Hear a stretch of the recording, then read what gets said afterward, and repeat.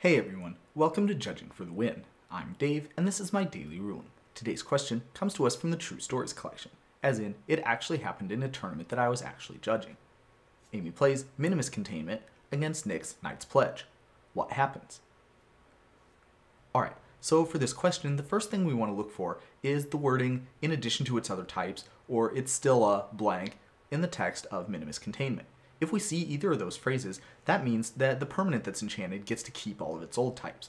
On the other hand, if we don't see those phrases, which is the case here, then that means that the new types, artifact and treasure, are going to completely overwrite the existing types, enchantment and aura. That means that the next time the game checks for state-based actions, it's going to see there's a problem. We have a permanent that is not an aura, and it's attached to something.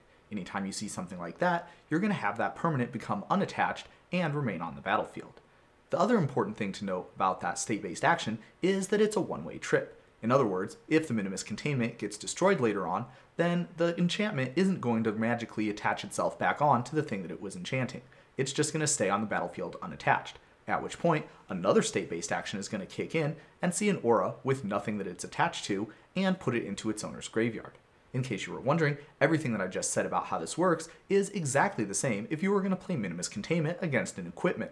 Well, okay, everything except the part about the equipment being put into its owner's graveyard for not being attached to anything if the Minimus Containment gets destroyed. Of course, the game has no problem with an equipment being on the battlefield unattached, so if the Minimus Containment gets destroyed in that case, then the equipment will just stay on the battlefield. It won't magically get reattached to the thing that it was attached to. If you want to have that happen, you're going to have to pay the equip cost again, but it's better than just losing it, am I right? And that's all I have for you today. How did you do? Join me again tomorrow for another daily ruling, but until then, I hope you have a great day.